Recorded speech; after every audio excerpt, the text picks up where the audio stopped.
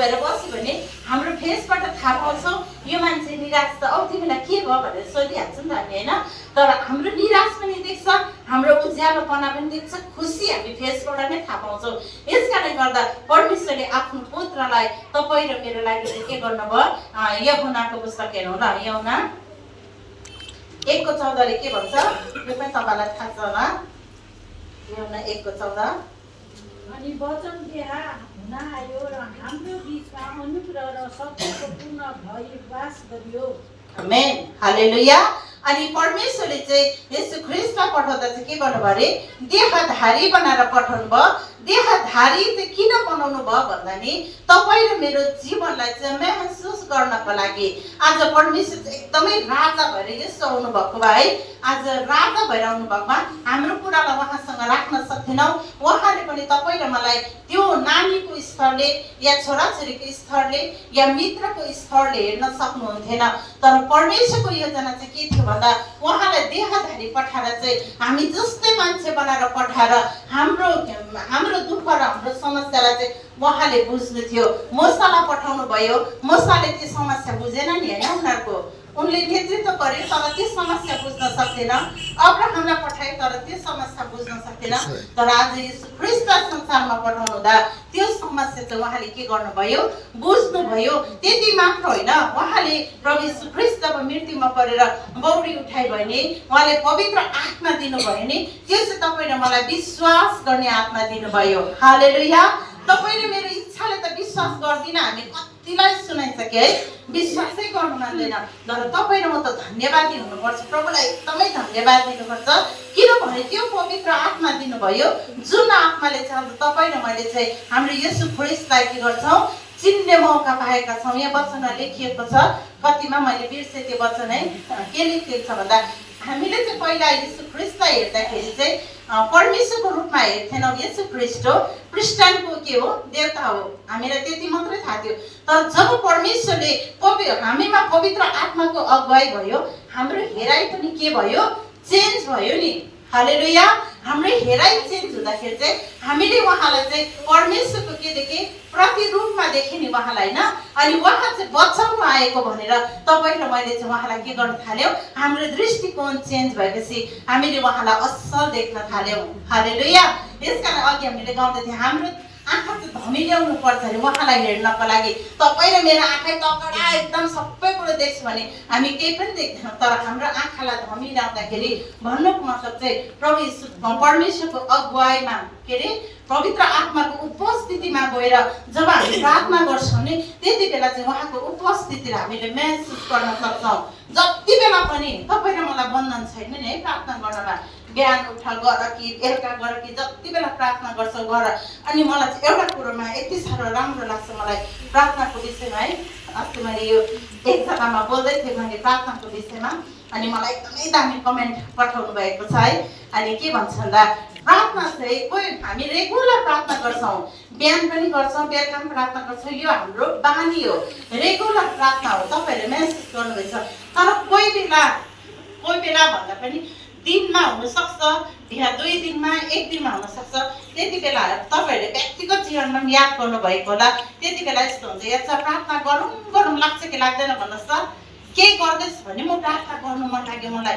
एउटा चाहिँ रुटिनमा हामी सधैँ प्रार्थना गर्छु, तर एउटा चाहिँ अगुवाईमा परमेश्वरको उपस्थितिमा पवित्र आत्माको भरपुरीमा छ मैले यो प्रार्थना गर्नुपर्छ, म प्रार्थना गर्छु अब भन्ने एउटा चाहना भित्रबाट अगुवाई हुन्छ। त्यो चाहिँ अगुवाई परमेश्वरको अगुवाई हो। त्यति बेला जब हामी अगुवाईमा प्रार्थना गर्छौँ नि त्यो चाहिँ परमेश्वरसँगको सम्बन्धमा तपाईँ र मैले गरिरहेका हुन्छौँ।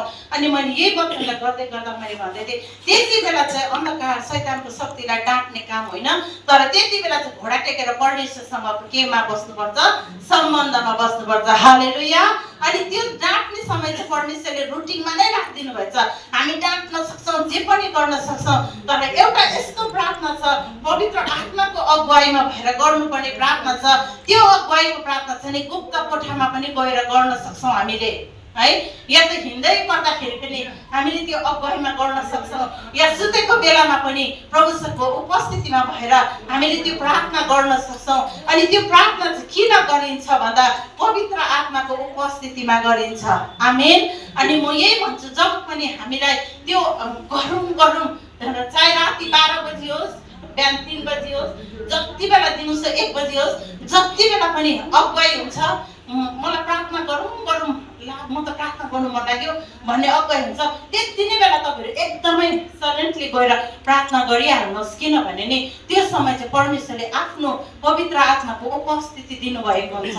हालेलुया। अनि त्यो प्रार्थनामा मैले चाहिँ शक्तिशाली मानेको छु त्यो प्रार्थनामा, किनभने त्यस समय चाहिँ मसँगको परमेश्वरसँगको सम्पर्कमा चाहिँ हामी बसिरहेका हुन्छौँ अनि हामीलाई एकदमै आनन्द लागिरहेको हुन्छ। त्यो प्रार्थनाले कति आनन्द दिन्छ, किनभने चाहिँ तपाईँ र मेरो अगुवाई गर्नु चाहिँ को आउनु भएको अरे? येशू ख्रीष्ट आउनु भएको। हालेलुया। अनि उहाँको अगुवाईमा हिँड्दै गर्दाखेरि चाहिँ उहाँ जब मृत्यु पछाडि है स्वर्गमा जानुभयो, उहाँले पवित्र आत्मा पठाउनु भयो। तपाईँ र म चाहिँ पवित्र आत्माको अगुवाईमा हिँड्नेहरू हौँ। यसकारण गर्दा तपाईँ र मेरो प्रार्थना चाहिँ कति बेला सुनाइ हुन्छ भन्दा तपाईँ र म चाहिँ उहाँको सम्पर्कमा रहँदछौँ। आमेन। यसकारण गर्दा म मण्डलीलाई हुन्छ हाम्रो बाबुहरू, आमाहरू, नानी जो पनि हुनुहुन्छ, हामीलाई जब पनि त्यो अगुवाई हुन्छ, हाम्रो युथ नानीहरू पनि छ यहाँ होइन, जति बेला पनि हुन्छ, इनाममा पनि हुन्छ, त्यो समय हुन्छ कि जति बेला पनि म प्रार्थना गर्छु, गर्नु पर्यो या त केही कुरोको लागि भन्ने बित्तिकै एउटा मनमा त्यो आउँछ भने तुरन्त बसेर प्रार्थना गरिहाल्ने, त्यो चाहिँ प्रभुको अगुवाईमा भएको हुन्छ है। त्यसकारण गर्दा प्रभुलाई धन्यवाद भएको होस्। विगत पुरानो नियममा मानिसद्वारा परमेश्वरले मान्छेलाई नेतृत्व गर्नु खटाइराख्नु भएको थियो भने अब चाहिँ तपाईँ र मेरो नेतृत्व गर्न येशू ख्रीष्टलाई संसारमा दिनुभयो।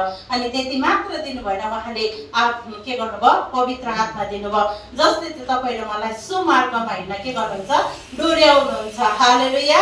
सुमार्ग भनेको चाहिँ के हो? एकदमै राम्रो बाटो हो नि त है। असल बाटोमा हिँड्न चाहिँ उहाँले नेतृत्व गर्नुहुन्छ। र म यही भन्छु, हाम्रो कमीहरूलाई हामीले हाम्रो नेतृत्व गर्ने हाम्रो परमेश्वरको अगाडि ल्याउँ, हाम्रो परमेश्वरको अगाडि ल्याउँ, पवित्र आत्माको भरपुरीमा भएर उहाँसँग हामीले प्रार्थना गरौँ, हाम्रो कमीलाई राखौँ। कोही पनि यस्तो छैन ममा कमी छैन भन्ने कोही पनि छैन, हामी एक एकमा कमी छ, तर परमेश्वरले नै अब हामीलाई यो समय दिनुभएछ। अब चाहिँ तपाईँ र मैले छुट्याउनु पनि नसक्ने फोनमा टिभीमा कुराहरू आउन थालिसकेको छ, हो कि भन्नुहोस् त? छुट्याउनु पनि सक्दैन, मान्छे छुट्याउनु सक्दैन टिभीमा फोनमा, र पनि हामी सिरियस भएर चाहिँ मान्छे हो कि को चिन्नै सक्दैन। यस्तो समयमा तपाईँ र म छौँ, तर अब चाहिँ दुईटा गडबडीको कुरामा सत्य कुरो चाहिँ येशू ख्रीष्ट मात्र हुनुहुन्छ, जसलाई चाहिँ तपाईँ र मलाई चाहिँ नेतृत्व गर्नलाई अब परमेश्वरले दिनुभएको छ। अब चाहिँ उहाँको उपस्थितिमा रहने, फाल्टो कुराहरू छोड्ने, मिथ्याको कुराहरूमा हामी नलाग्ने है, अनि प्रभुको उपस्थितिमा लाग्ने समय रहेको छ। उहाँको साथमा रहौँ। अनि जब पनि हाम्रो प्रभु आउनुहुन्छ, हामीलाई लिन आउनुहुन्छ, चाहे हामी के अरे मृत्युमा परेर हामी सुतेको बेलामा त्यो दिनमा उठाइ लैजाओस्, चाहे हामी जिउँदै गएको बेलामा उहाँको आगमनमा जाउँ, तर हामी तयारी हौँ। हालेलुया। तयारीको जीवन चाहिँ के हो रे? सबैभन्दा बेस्ट हो। तयारी भएको छ, जति बेला पनि जुन हिँड्न भन्ने बित्तिकै तुरन्त हिँड्नु सक्छ नि त। पर्खाला म तयारी भइहाल्छु भन्नु पर्दैन नि है।